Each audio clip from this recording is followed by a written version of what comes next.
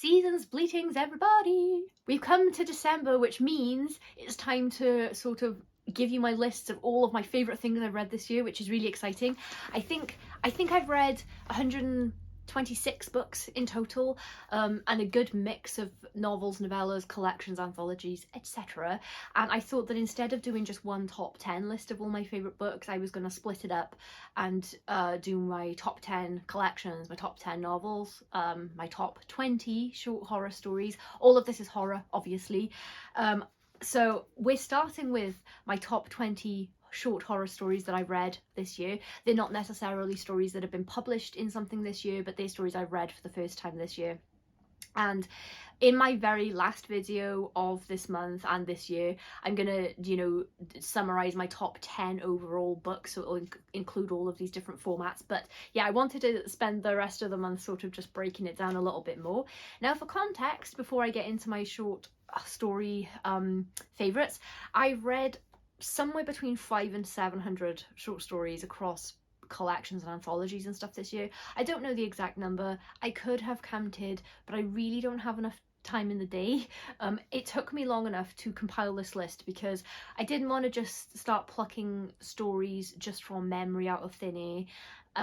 I kind of put a lot of stock into people's personal recommendations and lists and everything, and if I ever make it onto somebody's list with one of my stories or books, it really means a lot to me. So I considered this really carefully, and this is the longest it's taken me to compile a list because I was going from a pool of hundreds, and I went back through every single review, all of my notebooks, I looked at the notes on every single story I read, and this is my top 20. There are authors in here that appear more than once. I was hoping to just do one story per author, but hand to heart, that wouldn't be a true reflection of my favourite short stories. So this is very much about the stories and not the authors, if that makes sense. So, coming in at number 20, a story called Astronaut Dreams by Sylvaine, and this is from her collection The Dead Spot, which was published by Dark Matter Inc. And this is about, I love this story for lots of reasons. Firstly, it's apocalyptic. That's always a winner for me. This is an apocalypse caused by bees.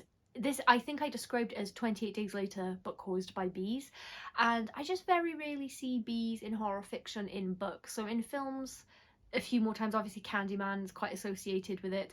And then I think there's a reason that everybody uses the Nicolas Cage Wicker Man remake gif when they're talking about bees. But in literature, not so much. And I just thought that was such a cool, it's almost like animal horror, but bees, not like rampant prairie dogs, for example. But yeah, so those factors alone just made it quite different. I love the apocalypse. I've read like 1,000 apocalypse stories in my life, and this one was a different flavour, which was new and fun for me. And also, it's a little bit savage, and it reminded me of this time where karma got me immediately, because generally speaking, I don't think it's okay to steal things, but I once lived next door to someone that had a blackberry bush and an apple tree, and they never picked the fruit ever. I would see it all growing and looking all delicious and fresh and lovely there, and then I would watch it all wither away and die. And one morning at 5, I thought, I'm going to go out and get some blackberries, because the bush was like right along our dividing wall in our gardens, and I pulled a branch back to get some blackberries, fill a little bowl, and then when I swung the branch back, I just wasps, so many wasps, and I got stung quite a bit. And that was my tale of instant karma from, knowing I was doing something wrong and instantly being punished for it. Number 19, and I'm going to mispronounce everything, and I am so sorry to the author for this. The story, I think, is called Orchis, Mascula, and the author is Paul Lubaczewski. I'm so sorry. It's from Paul's collection Droplets, which I think is independently published, and it was my favourite in that collection, and I really and obviously a favourite overall. It filled me with nostalgia. Sorry, I've got notes here because this is just a lot of stories to go through, and I don't want to mix up the plots of any with the titles and things like that. So a guy wakes up and he's tied to a chair, and there's a real nice polite butler with him, and nothing else in this room. And he's very confused about why he's tied to the chair, but it does all come clear. And the butler was just my favourite bit. He was very polite, impeccable manners, like, you know, like your sort of like upper class English butler. But the master he serves isn't, you know, some aristocrat. So it felt like something right out of Skeleton Crew by Stephen King, something like that. It was just, yeah, just a really, really fun horror story. Number 18 is The Screaming Void by Michael Jess Alexander, which was from his collection Conjured Darkness, which is also independently published. And this is about a girl called Teresa that lives next door to this nice old lady, or she appears to be a nice old lady. She might also be a witch of some description. And I actually don't quite remember if the old lady turned out to not be so nice, or if she's just very irresponsible with what she's showing Teresa. But I do remember, and I've always remembered, and I can't tell you it because it will spoil things, but this has got my favourite last line in any horror fiction I've ever read. And I've thought about this story on and off all year. I read this, I think, in January, so it's stayed with me a long time. 17, The Man Who Collected Barker by Kim Newman, and this was from an anthology called Band in Blood from Titan, which was edited by Johnny Maines. I think that this story was a reprint, so I think it's appeared somewhere before, but this is the first time I've read it. And it's really, really funny and good, and something I feel like Clive Barker would write or really enjoy at the very least. So it's about a police officer is talking to a Clive Barker collector, and he has this huge extensive collection. He's obviously got everything Clive's ever written, and he's got all these special editions and limited editions and all like really, really rare books. But the reason that the cop is talking to the guy, it's really terrible, but also it's like very funny as well. And I really love people that can pull off humor with horror. It's not the easiest thing to do all of the time, but I especially love people that can pull it off without you realizing that you're gonna laugh at any point. So this is like just a straight up, I was thinking like, what is it, like, where's the horror of this? And then you kind of get to the last part, and yeah, it was really, really enjoyable. 16, Come Sing for the Harrowing by Dan Coxon from his collection, independently published again, Come Sing for the Harrowing. And Dan is going to appear on this list a couple more times. This was the opener for this collection. It was a really, really great folk horror story. I didn't realise it was going to be a folk horror story, but Dan writes that really, really well. And I was really impressed with it because it starts with a guy getting a new job, and he's got that kind of like new guy at a job paranoia that I think a lot of us have, where you get somewhere, you're trying to make a good impression, you've got the job itself to worry about, then all your co-workers, it can feel a bit cliquey because everyone has already got their work friends and everything, and you're a bit on your own initially. And he's kind of paranoid that people are talking about him, and he keeps seeing something a little bit odd, and it turns out that he wasn't being paranoid at all. And it's this, what I really have enjoyed the last couple of years. I got really into folk horror. I've read some really great stuff, really, really great novels, but I think I realized that I really appreciate a good folk horror short story, because folk horror like relies on mythology, lore, whether it's based on real world stuff or completely invented by the author. It relies on a lot of different factors. Atmosphere, like, that's a huge one, and it's very hard to do something that expansive, like create that whole world and then put it into a very contained little 5 minutes or something. And Dan pulls it off. He's one of the best at it, I think. This little short made me want to read novels and novels of this world, and it's also the horror. Like, I know I'm talking about horror stories, I don't often feel like scared when I'm reading horror anymore, but this is like real disturbing, and there are some sort of like indoctrination elements as well that I thought were particularly strong here. So if you're a folk horror fan, like, you have to get this collection first of all if you're a folk horror fan, because Dan does dip in and out. There is variety in that collection, but he's like really excels with this kind of subgenre. 15 In Defiance of Being Alone from J.P. Behrens, which is from his collection We Don't Talk Anymore, which is independently published. So We Don't Talk Anymore and Other Dark Fictions, sorry. So this one gave me chills because this is a whole other type of horror again. This is more of a sort of existential terror kind of feeling I got. It's about a guy who is quite literally all alone in the world. Something's happened, everyone else is gone, with the exception of a girl called Ali that he's been talking to via radio or maybe internet, if there's internet left. I can't quite remember how they're communicating, but some sort of like airwave thing, I think. And then he's been talking to her for a while, and you can imagine like the crushing loneliness as if everyone disappeared, weren't here anymore. And he figures out where she is and decides to go to her, and then when he gets there has quite a nasty shock. This was one of those stories where you're reading and you're just like when you get to the end.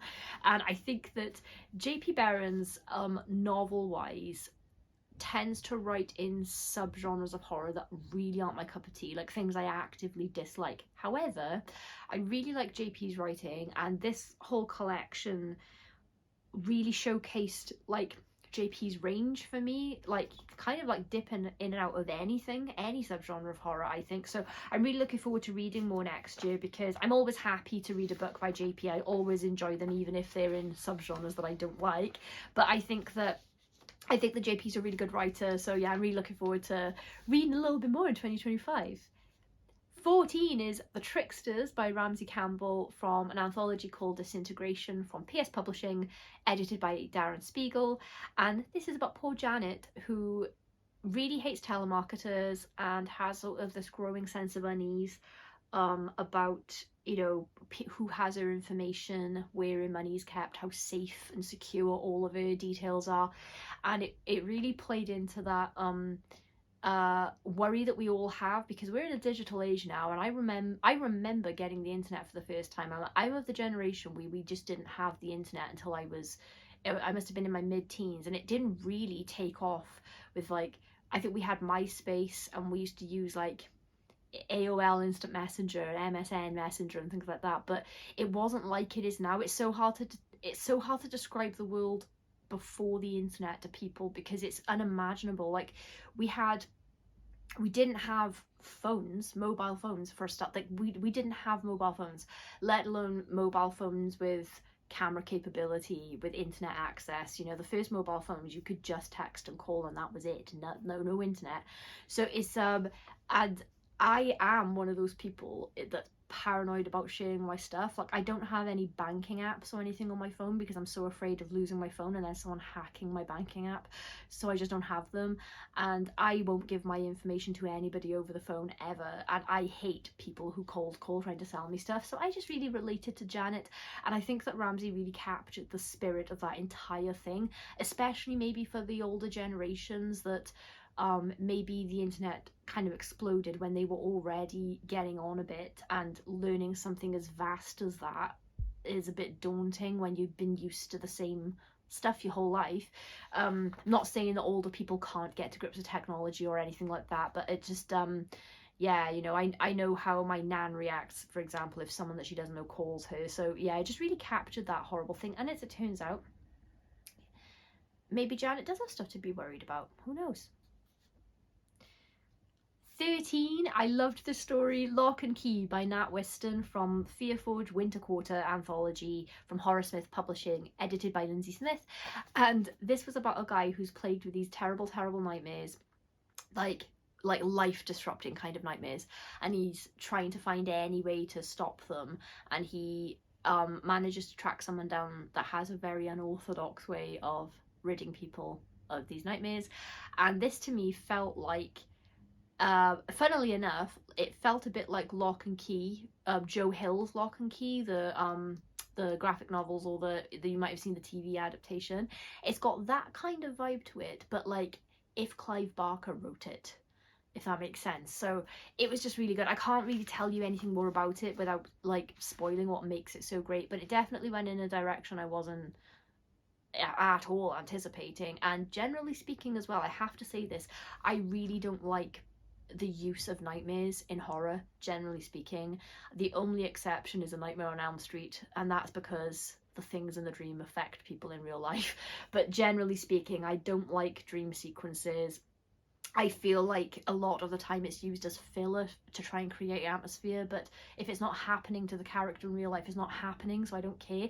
And and stories about dreams, I just don't like. I don't like prophetic dreams, like anything like that. So I just wanted to point that out at what an exception this story is for me, how well Nat used what they were doing. So yeah, I really loved it.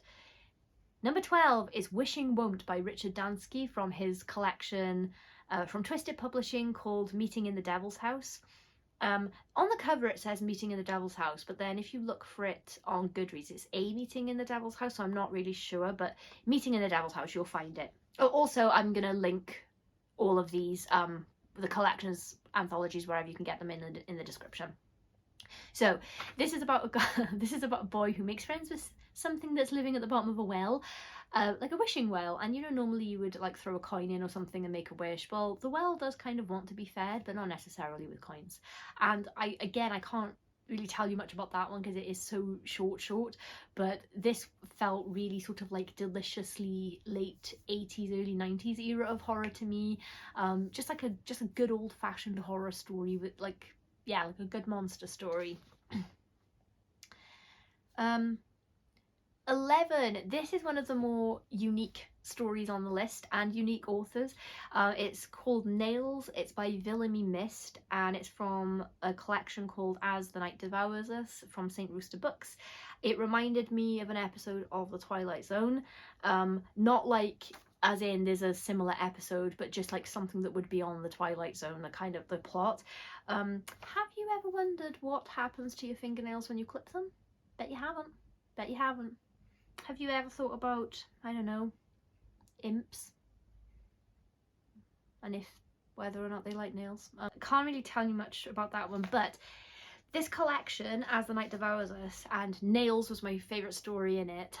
This author, Villimey Mist, is Icelandic, and the stories of it was a whole new flavour of sort of folklore, mythology and urban legend and stuff for me. So Villimey tied a lot of that kind of stuff into their stories, and it was like a breath of fresh air, because this is all concepts that I've never read before, because I live in the UK, and most of the horror I'm exposed to just frequently, just like in press and recommendations and things, is usually from UK and USA authors. So I do love it if somebody sends me something and they're from a different country with completely different local legends and things like that to draw from, and like a different concept of what horror is. Like ghosts, for example. Ghosts are a thing all over the planet, but every culture has got their different version of it, and I really enjoy Asian ghosts. I know there's lots of different types, but Japanese and Korean cinema in particular, for me, those ghosts are way scarier than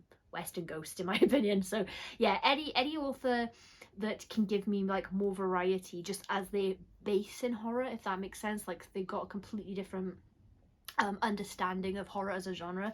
So yeah, that was a creepy story.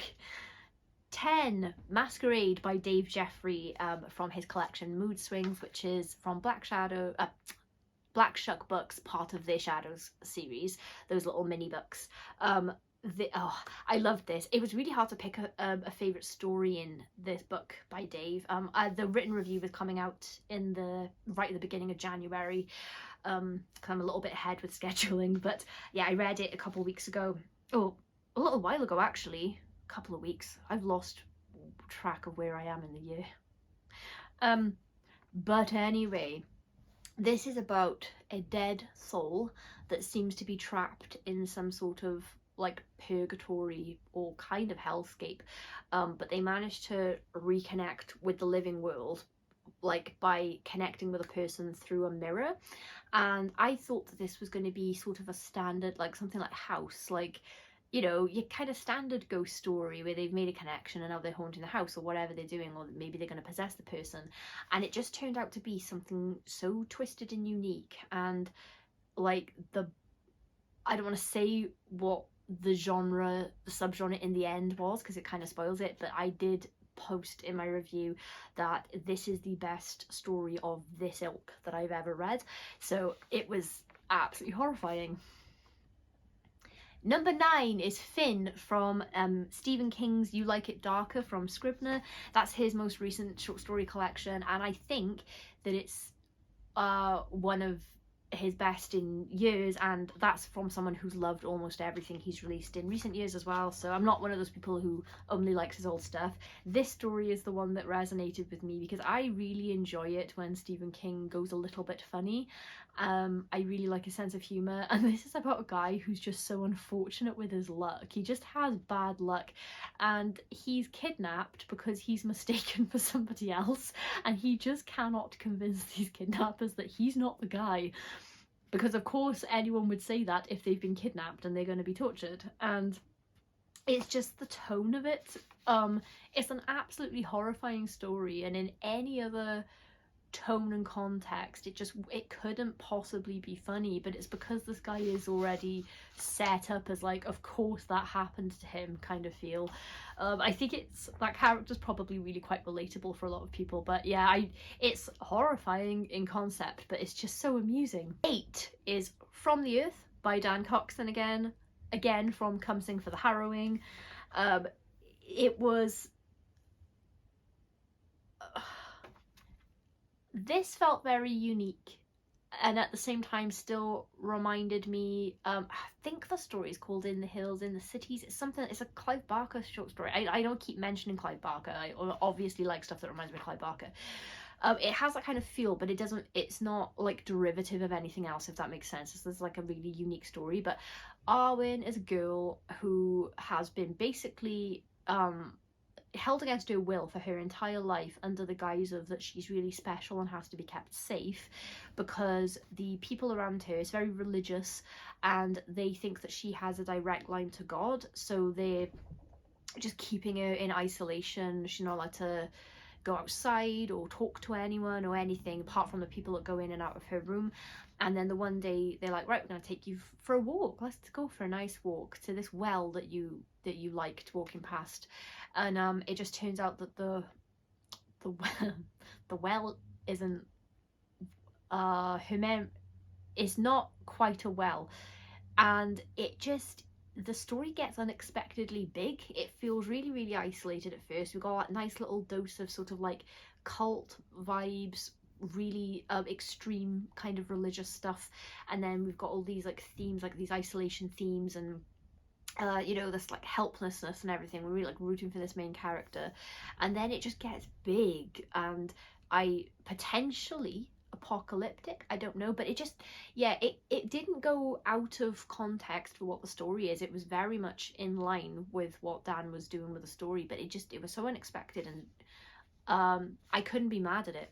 7, Derailed by Erica Summers from her collection The Richter Scrin from Rusty Ogre Publishing. The thing about Erica's writing for me, and particularly in this story, is that she tends to hit stories and characters. She just happens to write stuff that I personally relate to. Like, she uses a lot of subject matter that I've experienced, so I really connect with her horror, and also her sense of humor is like, I feel like it just speaks to me. I feel like we'd be best friends if we lived in the same country and we could see each other. But yeah, I love her writing, and this story is awful. It's not awful, but like the thing that's happening is awful. So our main character is kind of I don't think she's spoken to her mother in a while. There are some problems there. That's not the part that I'm saying I relate to, by the way. I'm getting to it though, just to be clear. She hasn't spoken to her mother in a while, and I don't think she's got much of a relationship with her anymore, and it's because of her mum, it's not because of her. But she gets into this awful car accident, which is the part I relate to, and then she has no choice really but to go home to her mum to be looked after because she needs the help.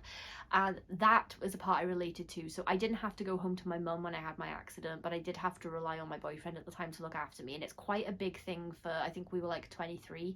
That's quite a big responsibility for someone to suddenly have to take on for somebody else. And I just remember feeling so angry that so much of my independence had just been like ripped away from me, and it's really captured in this story. But of course because it's Erica, that's not totally where the horror is. That's just where the horror begins, and that's such a horrible starting point, and it just gets worse. And we learn, you know, we can see exactly why she doesn't get on with her mum very well, and she had good reason not to. And then also there's some creature horror kind of to this, but not quite, but still yes. It's I probably haven't described it well enough to sell it to you, but just trust me. I don't know how Erica's brain comes up with her endings, but I appreciate it. 6 is Meat by Kristin Kirby from Negative Space 2, an anthology edited by Eric Sundquist from Dark Peninsula Press. So I've talked about this one before. This is about an apocalypse has happened and people are kind of living in groups now, and a thing has developed, at least for this one group, where basically everyone is starving. It's not post-apocalyptic, I should have said. Everyone is starving, food is very scarce and just getting scarcer by the day, because there are survivors, but you know, society's crumbled. And the heaviest person in any given group is given the honour of being the meat, and you can guess what that means, and it doesn't even mean that it has to be someone who's overweight, it's just the weightiest person, so this could happen to anybody.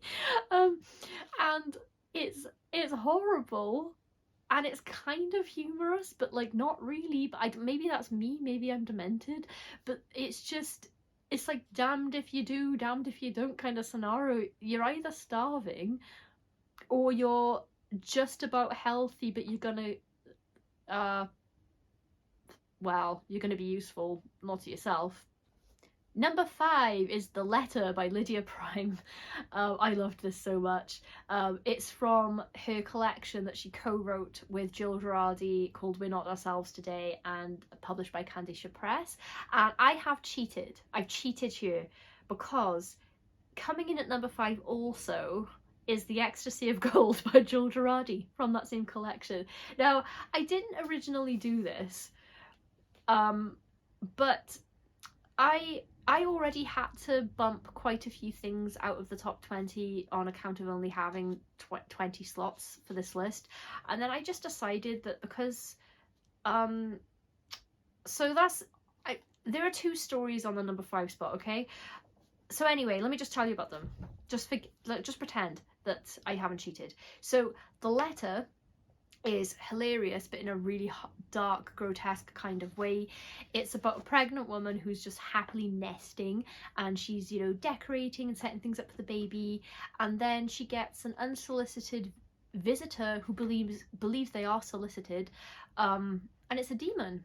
And the reason it's funny is because there's plenty of pregnancy horror, right? There's, you know, since the 60s, pregnancy horror has been a thing. It's not as huge a subgenre as other things, but you know, I've read bad things happening to pregnant people in stories. However, Lydia just went balls out with this one. Like, she was merciless, and it's so violent and graphic in a supernatural sense, that it's funny, it's almost absurd, and I couldn't stop laughing, and I was so entertained, and also it's horrifying. So it really ticked all of my boxes. And then The Ecstasy of Gold by Jill. This feels like a straight up old school, like this could have been a Tales from the Crypt episode or something. It's so good, it's so weird. It's about these thieves. They're obviously not trustworthy because they're thieves, but they're not really trustworthy to each other either, and they find this wallet, or they steal this wallet, and it turns out this is no ordinary wallet. And I can't talk about it without spoiling it, but the wallet's not normal, okay? The wallet, I can't talk about it without spoiling it, but same kind of thing. Like, the concept is horrible, the characters are less sympathetic at the very least for this one, so at least horrible things aren't happening to someone we like, but it's balls out horror again. This is almost like a monster horror story basically, but with a wallet.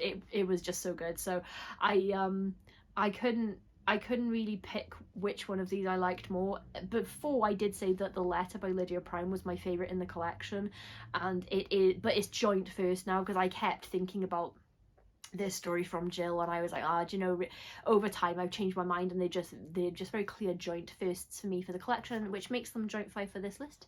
That makes sense. Number 4, it's Erica Summers again. It's Tynes, also from the Richter's Grin. This is a little folky. It's about a teenager that goes to stay with their aunt and uncle. They live on this little farm, and cousins. Their parents aren't great, so they get kind of dropped off here, and they notice that there's something like really wrong with their relatives. They're very nice, they're very cordial, very welcoming, but there's just something really off, and then they learn why. And maybe there's something on the farm. Maybe there's something on the farm calling the shots. And it was just, yeah, just real creepy. And it was so small scale, but it's really got like that cult kind of vibe. Like there's a cult kind of feel to it. Yeah, just really appealed to my sense of like horror preferences. Number 3 is The Places Where Sunflowers Grow, from Negative Space 2 again. Oh no! By J.W. Schnarr. So sorry about that. I forgot to put the author's name on this list, and I just couldn't remember off the top of my head. The Places Where Sunflowers Grow by J.W. Schnarr. So this was apocalyptic again. There is a theme, I know. But it's about father and child, but not like adult child, that are on a farm, and the world has been overrun by these flying vampiric creatures. But the thing that makes it like, so I've read a lot of vampire stuff, lots of monster stuff, and you know, in some ways this reminded me a little bit of The Silence by Tim Lebbon, you know, like anything that causes an apocalypse by flying creatures attacking people. But the difference with this story is that these creatures that come at night, they're really strong, they're kind of like people, flying people, but they don't have like the jaw power or the teeth to like just sink the teeth in and get the blood, so they have to open people up to get to the juicy innards, and they do this in a variety of ways, like dropping them from a great height while they're alive, and you know, impaling them on like it's so horrible. Like it's like it's taking those usual tropes but like really elevating the horror, because you'd think that something toothy coming to bite you is scary, but I would way prefer that than being lifted 100 feet into the air and then just dropped on a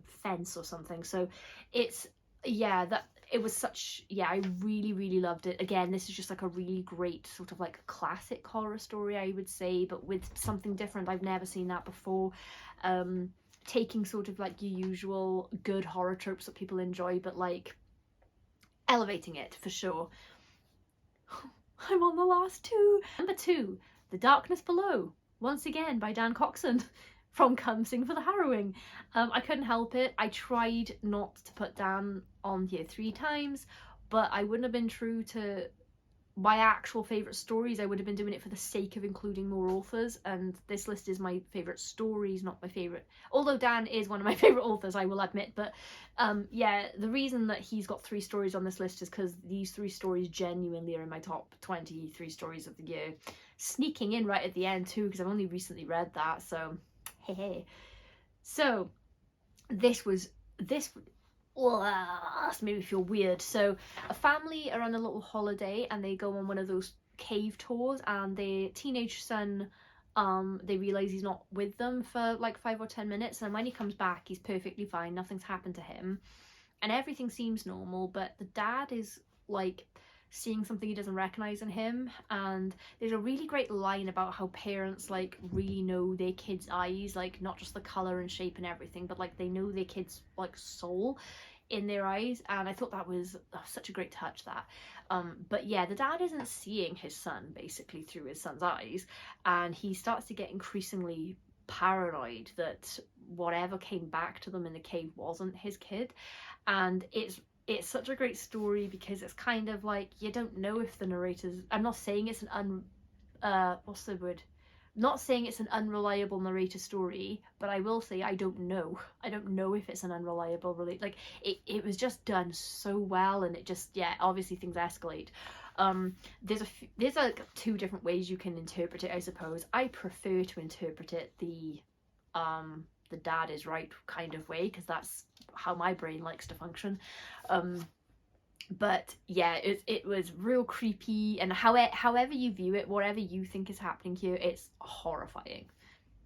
And number one, and this will come as a surprise to absolutely nobody, if you saw my Elemental Forces review, you've read it or anything, it's I Miss You Too Much by Sarah Langan from Elemental Forces, which was from Flame Tree Press, edited by Mark Morris. And this story, I Miss You Too Much, is not just my favourite short story of the year. This is hands down my favourite story overall from any length fiction of the entire year, possibly of the decade. It's the scariest story that I read this year, and I've read some scary stories this year, but this was, oh, I love it, and I don't want to read it ever again. It's kind of like same kind of thing I had with Hereditary when I watched that. This isn't like Hereditary, by the way, but like the feeling I got from that film as I watched it, it ended, I sat there and reflected on it, and I thought, I think that this might be an actual work of cinematic genius, but I never ever want to feel like that again. And I don't think, I bought the DVD and I haven't been able to bring myself to watch it since the cinema, and I am definitely going to read this story again at some point. But the way it made me feel as the story progressed, it's all about the reading experience for me. Some of the stories on my list might sort of like objectively not be as well written as other stories that didn't make it to the list, but it's personal, isn't it? It's subjective, and it is about how I feel. And this story was really well written, really well paced, crafted. The subgenre of horror that you're in sort of slowly opens up to you, and then it pays off. It's, you know, it's like a kind of slow burning, but not really, because it's actually quite fast paced. It's hot, like, I don't know, it was just perfection to me. I got no criticisms of this story, and I've been enthusiastically telling everybody about it, because oh god, it was so scary. Anyway, I haven't told you what it's about, so if you didn't see my Elemental Forces review, this is about a woman who has somewhat of a difficult relationship with her mum and her childhood home. She doesn't, you know, really want to be there, but her mum lives alone, and she is taken very ill, and they're all told like her days are numbered now. It could be any day, it could be today, it could be tomorrow, whatever. And so the daughter, who now has a husband and children of her own, feels kind of obligated to go take care of her. And I think she sort of, you know, she would rather be at home with her family, but, you know, she's got this sense of obligation and guilt towards her mother. She feels like she owes it to her to look after her, even though it's made quite clear that this mum wasn't a great mum. And I think she's also probably thinking, you know, it's only going to be days anyway, and so she'd feel really guilty if she didn't do it, and she can kind of suck it up for a few days until the end. And then the reasons that she has a bad relationship with her mother and her childhood home creeps her out start to come out in set dressing and weird memories. And the memories are kind of stated not just like all of a sudden she's had an epiphany and gone, oh, I forgot all about that. It's kind of just like, it's kind of just dripped in as if this kind of stuff was normal. And she is remembering repressed stuff, but it's not coming out in like a cliche horror way, if that makes, it's not like, oh my god, and then there's like some massive flashback and she's like, I gotta get out of here. It's just like the way repressed memories actually work, that you something triggers the memory, and then all of a sudden you're like, oh my god, I forgot all about that. And she's just kind of trying to deal with it all as it comes, and it just gets so disturbing. The second I really realised what kind of horror we were in conjunction with the type of woman our protagonist's mother is, I was just thinking, just get out. Like, it was really scary. This is a subgenre that I love, that I don't see a lot of adult horror written in. I don't want to tell you because I would really love you to just pick this up and experience the story blind, like I got to. So I'm not going to tell you any other like clues or anything, but I always talk about how I love this subgenre of horror, but I only really enjoy it when we're in adult territory, not like paranormal romance or YA or something. I'd love to see more of this. I would love to see a whole universe of this. I'd love to see a full expanded novel, maybe where this short story is like the end of the novel. I'd love to see a prequel. I would read anything that Sarah writes in this universe. Absolutely just outstanding. And as much as I love all 21 stories on this list, but as good as all of them are, I think all of them are really great. I would not have gone to this much trouble to compile this list if I didn't really believe that all of these stories are really worth talking about and recommending to you guys. But I Miss You Too Much was so good for me that it was hands down #1. I didn't even have to quibble with myself about what made the top spot. So yeah, that's just me emphatically recommending it again, but I had to. It's just so good. When I did my review of the overall anthology, which is great by the way, I said that even if like that story is so good for me and my preferences, that even if the entire rest of the book sucked, which it doesn't, but if it did, I would still recommend the anthology based on that one story alone. So also it's turned me into, I have Googled everything Sarah Langan's written, and now everything I'm gonna have to collect. Alright, so that's my top 20 short stories that I read through this year, and I hope there's stuff on there that piques your interest and everything, and I'll put all of the collections and anthologies and everything in the description so you can find them, and everything's timestamped, so if you want. I thought I told you to subscribe. If you don't subscribe, I'm going to eat all of Kaylee's toes. I'll see you next time, please.